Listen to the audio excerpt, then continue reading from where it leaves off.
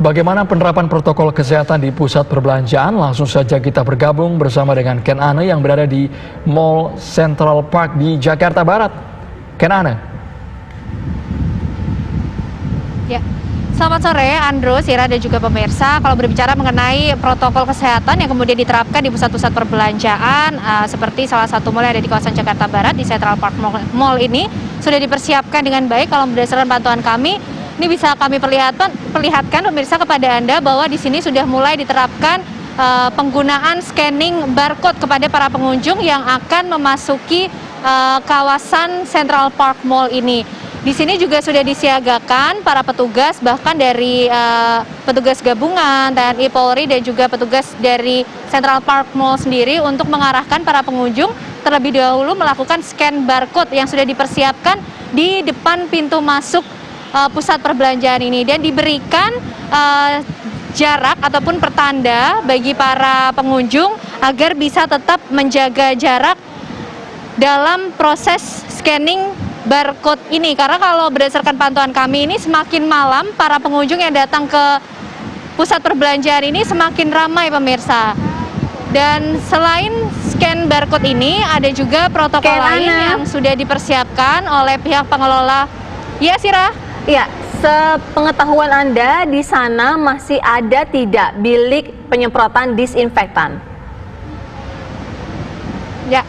Nah, ini saatnya saya ingin menjelaskan mungkin kepada Sira dan juga pemirsa, kalau berbicara soal bilik disinfektan, ini memang sudah tidak terlihat lagi di Central Park Mall ini, salah satu pusat perbelanjaan yang ada di Jakarta Barat, karena memang kalau beberapa waktu lalu ya, bilik disinfeksi ini cukup ramai diadakan di pusat-pusat perbelanjaan, di fasilitas umum, bahkan di permukiman warga sebagai salah satu upaya pencegahan COVID-19. Tapi kalau kami lihat di pusat perbelanjaan ini sudah tidak ada lagi bilik desinfeksi yang digunakan untuk menyemprotkan cairan desinfektan kepada para pengunjung yang akan masuk ke kawasan mall ini, dan itu digantikan oleh protokol lain yaitu cuci tangan dengan menggunakan sabun tentunya melalui wastafel yang sudah dipersiapkan oleh pihak pengelola mall. Kemudian ada juga tisu yang bahkan ini bisa diambil tanpa harus memegang karena menggunakan touchless atau menggunakan sensor pemirsa. Dan tentunya ada protokol lain seperti pengecekan suhu tubuh sebelum masuk ke kawasan mall ini. Jadi sudah tidak ada lagi yang namanya bilik desinfeksi diadakan di mall ini karena pihak mall sendiri juga melakukan proses sanitasi disinfektan 2 kali sehari, yaitu sebelum mall dibuka dan juga setelah mall tutup bagi pengunjung. Demikian Andro, Sira, kembali ke studio. Ken Ane melaporkan langsung dari Mall Central Park Jakarta. Terima kasih.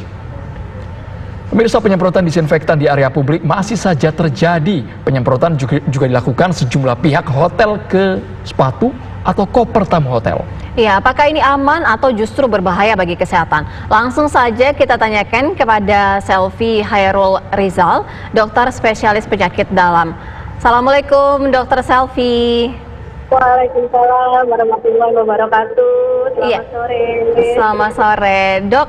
Sebenarnya apa efek bagi kesehatan jika kita disemprotkan cairan disinfektan?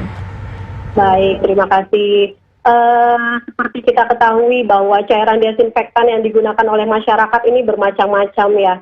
Tentunya akan memiliki efek juga bagi kesehatan kita jika tidak digunakan secara tepat.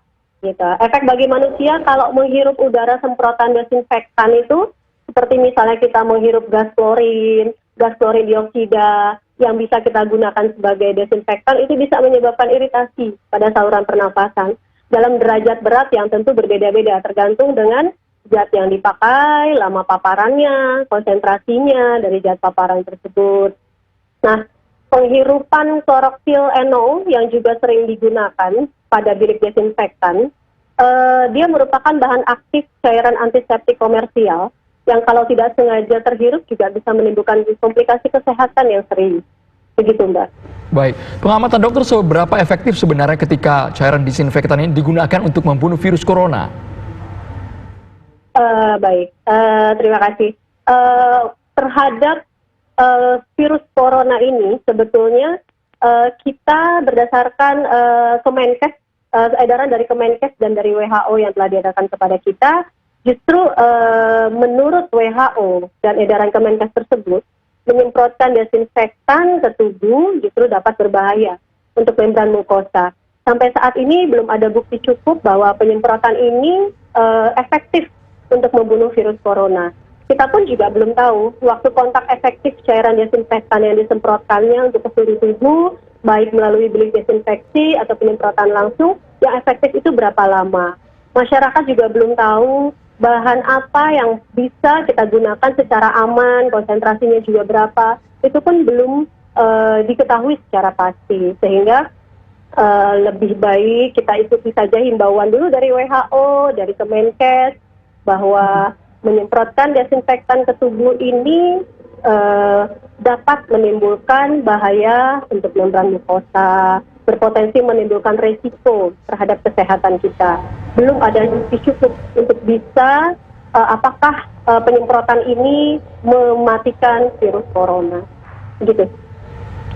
Baik, terima kasih Dr. Selvi C. Rizal, dokter spesialis penyakit dalam atas informasinya kepada kami di TV One. Selamat sore, Dok. Pemirsa, tingkat kematian pasien COVID-19 di Inggris menurun sebesar 30% sejak pasien diberi obat dexamethasone. Kami hadirkan perbincangannya sesaat lagi, usai jeda.